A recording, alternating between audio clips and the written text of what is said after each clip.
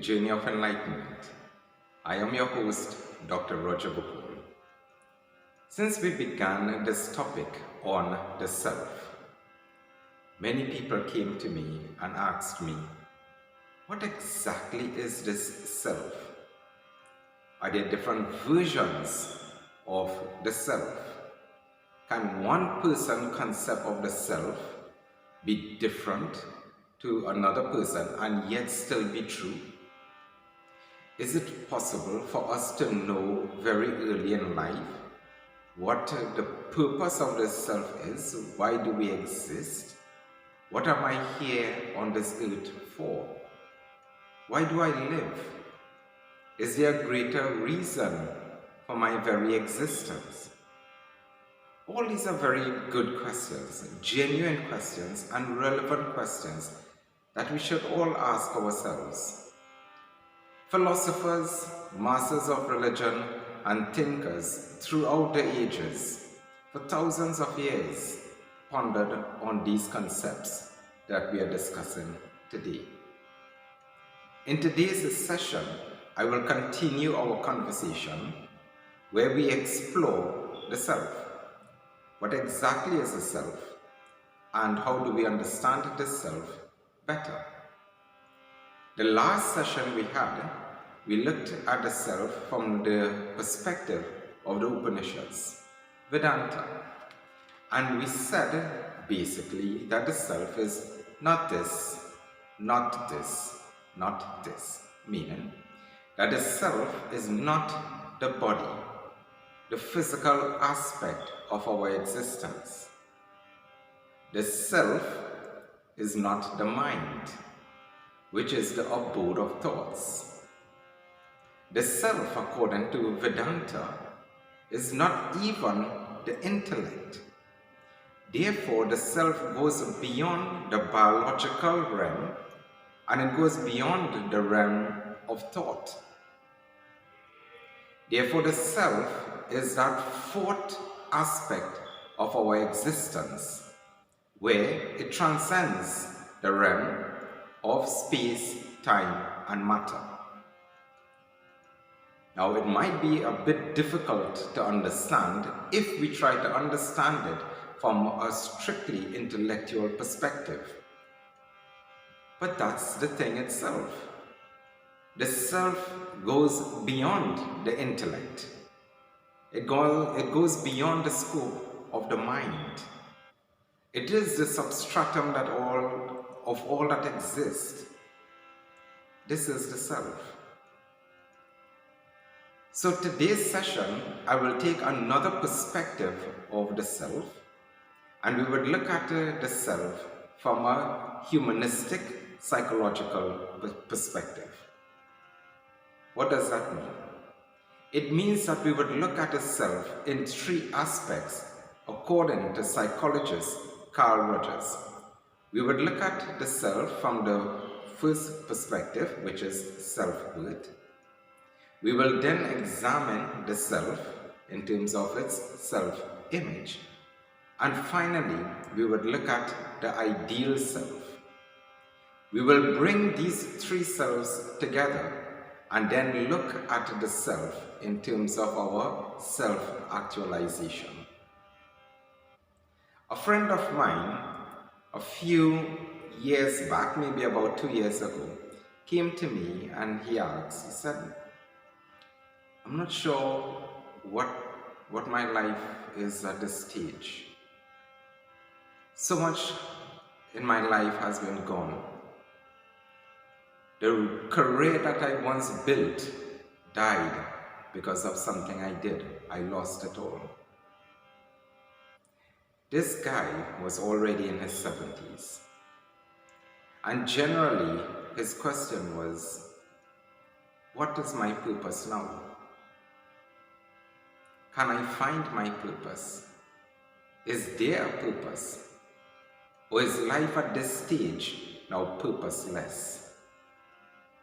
I remember sitting with him over lunch, and I looked at him and I said, are you trying to find your purpose now?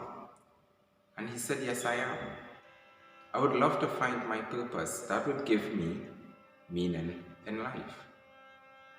And I told him, I said, do you know that the best way to find your purpose is to first find yourself? Do you know yourself? Do you understand yourself? And his response to me was, what self? Isn't myself my purpose? Doesn't that make me who I am? And I said, perhaps who you are is what creates your purpose, rather than your purpose creating you. Let us go a little deeper into this concept of what is this self from the perspective of humanistic psychology. According to Carl Rogers, the first self exists in the form of what we know as self-worth. What exactly is our self-worth? Our self-worth has been created in our childhood experiences. Many people may look back at their childhood experiences, and happily so, with such joy, with such beautiful emotions, with such goodness of memory. Some others may not have that benefit, and their childhood experiences may have been quite traumatic, quite challenging. Our self-worth is heavily dependent on those childhood experiences. It is how we see ourselves, the emotional security that we feel, that sense of self-esteem that we perceive ourselves to be. It all comes from our childhood experiences, and more so from our caregivers, whether that caregiver was a guardian, our parents, our grandparents, or any other who were very close to us as children, that environment in which we live. To a large extent in our lives, it forms the way we see our world. More so, it forms the way we see ourselves. A particular situation with a girl called Kate reminded me of how our childhood experience could affect our adult life. Kate grew up in a household where she was verbally and emotionally abused. A punishment for getting something wrong was to sleep on the bare floor. A punishment for not doing as well in school was to go to bed without dinner. She woke up in a state of daily fear. She went to bed with that same fear, if not more. The environment around her constantly filled her life with despair, with negativity, with depression. She was always told as a child that you are so stupid, you are so foolish, you will reach nowhere in life. Kate believed it. She believed that to be true. When we spoke to Kate and we asked her, what is your self-worth? How do you see yourself? Her first response was to look on the ground. She turned her eyes away and he saw the sadness overtaking her face. As tears streamed down her eyes, her cheeks, she responded. She said, yes, my self-worth, I have no idea what it is. I don't find worth in myself. I don't see myself as being worthy of anything. I don't see my life as being worthy of anything. So I asked her, I said, what do you see that is so wrong in your life? Her response was a question. Can you tell me what is right in my life?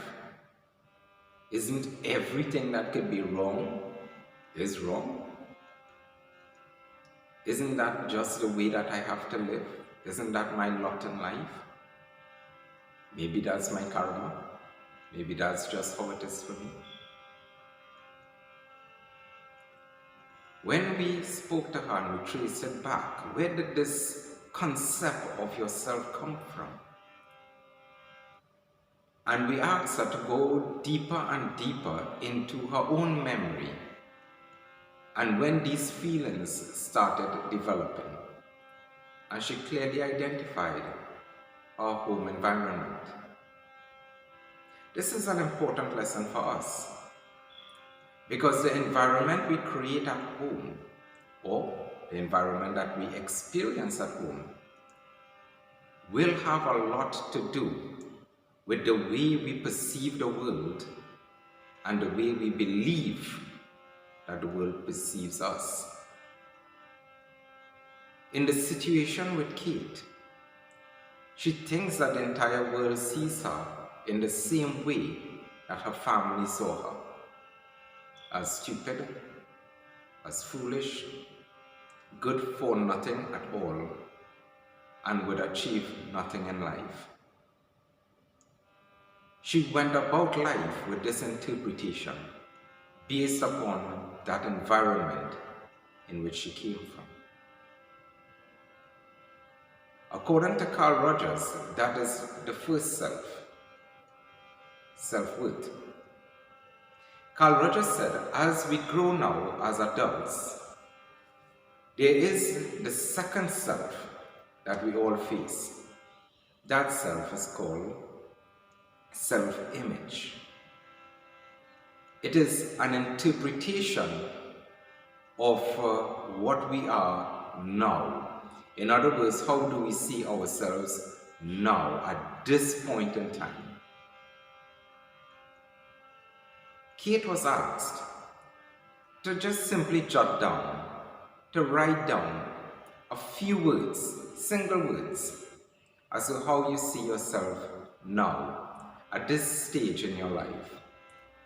And she said, well,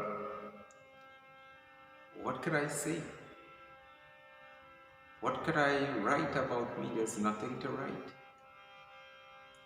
So she was encouraged, write anything that you wish. You say what you think of yourself now. Write 5 words down. And she wrote, depressed, discouraged, stupid,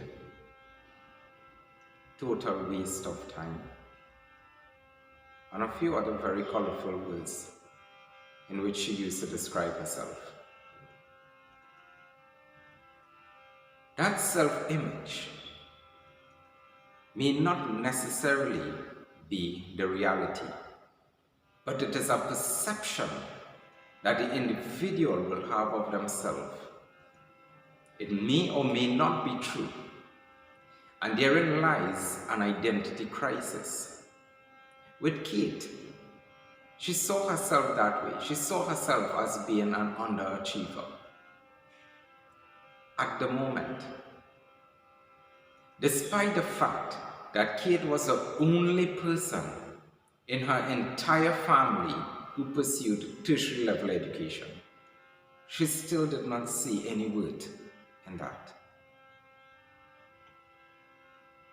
She saw herself as stupid, even though all her grades at school showed A's and B pluses. That conflict now exists between her perception and her reality. And she believed the perception more than the objective reality. That is self-image. Carl Rogers went on to identify the third aspect of the self, He called it the ideal self. What exactly is the ideal self will change from person to person. What we consider to be ideal for us may not be the same for someone else. And that's the beauty in it. For one person, the ideal self might be to reach a particular financial level in life, to reach a certain level in society, to reach a certain level in terms of academic achievement, and it differs from person to person.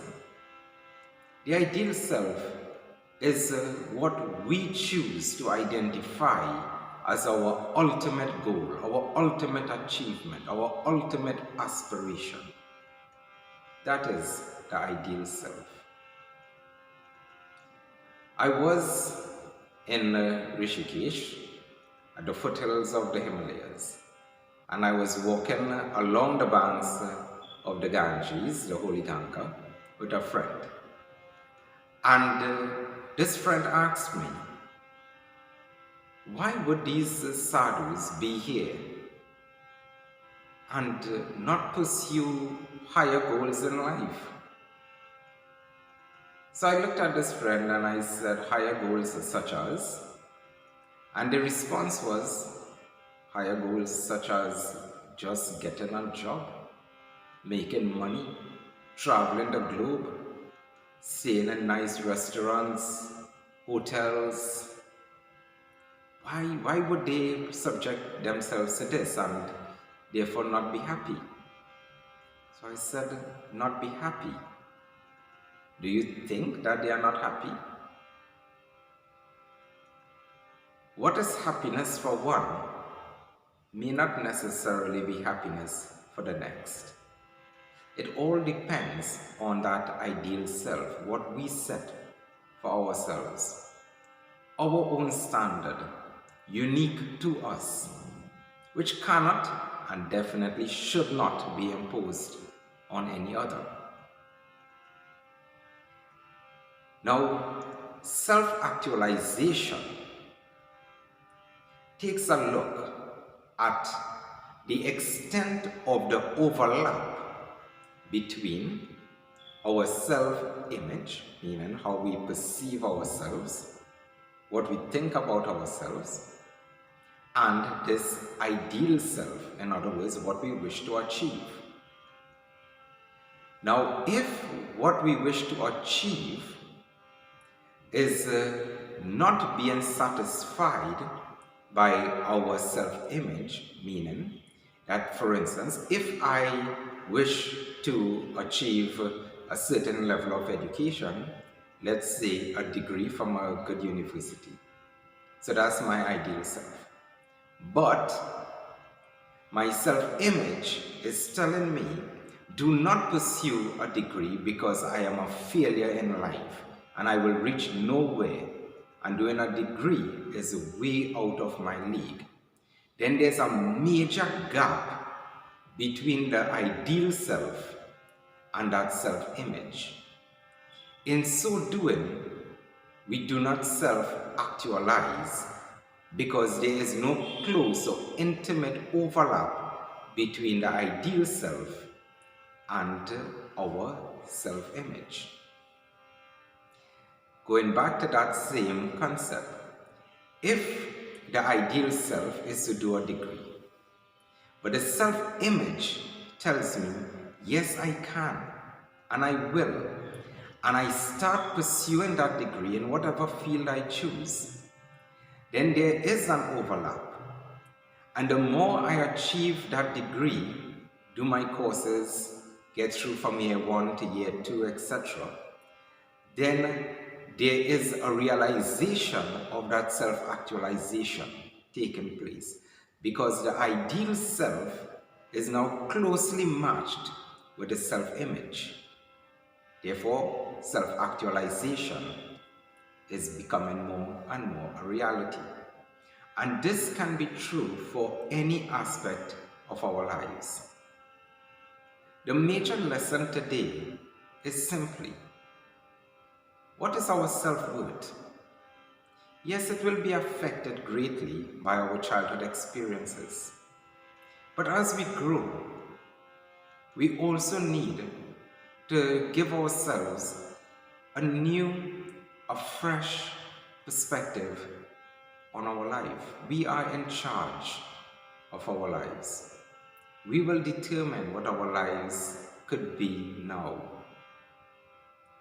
Our self-image is true. It can be affected by our self-worth.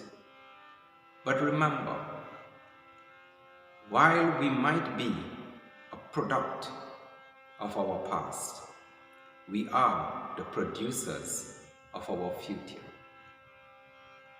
And set for ourselves whatever goals you choose. What is unique to you? What brings us satisfaction to you? And believe in it. And in so doing, the self-image, the healthy sense of the self, becomes closer to the ideal self.